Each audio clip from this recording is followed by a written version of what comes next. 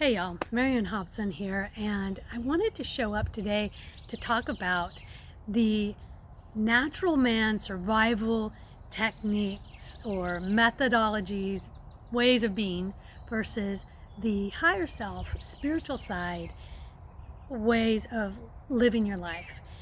These are five possible ways, and everybody has all of them, but you tend to have one be your primary, which signals your life purpose and helps you to understand why you're here and what you're doing on this earth. And the second one tends to be how you get it done. Now for me, I have primary charismatic leader as my higher self, which means you show up and you really demonstrate and inspire others on how they can operate in your life.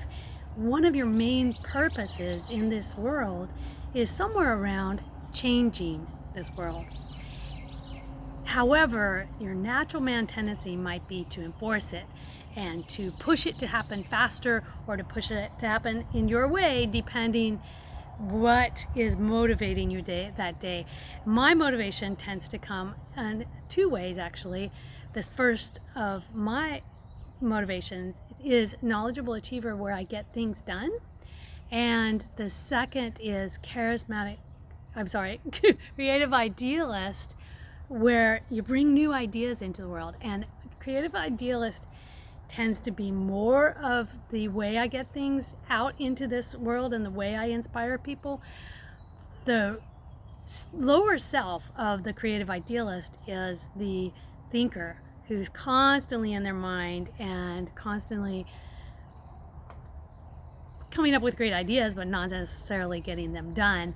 And I have to rule keeper myself, which is the natural man or defensive side of the knowledgeable achiever, and say, nope, we got to put some structure in on here, and we got to have rules around what we're going to do.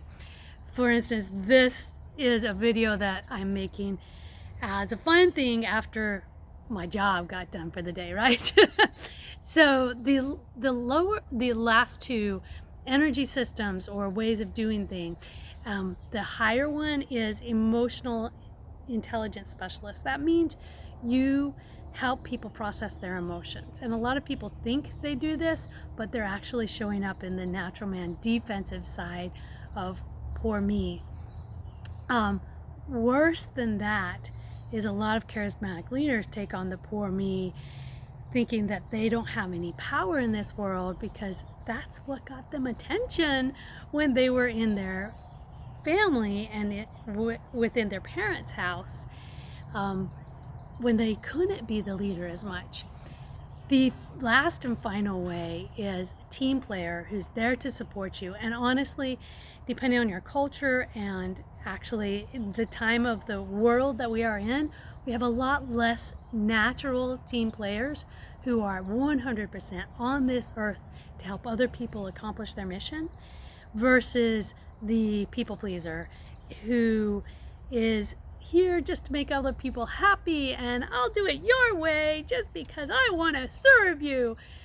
And team players have to be super careful that they're showing up because they want to, versus they showing up just to comply with other people's demands, especially demands of strong enforcer rule keepers.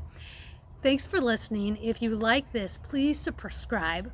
My long-term vision is to have a nonprofit association, nonprofit retreat center, where families get training on being better families.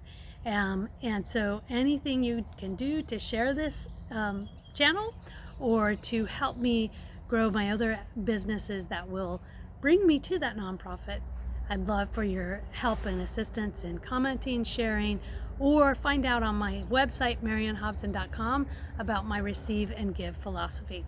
Talk to you soon.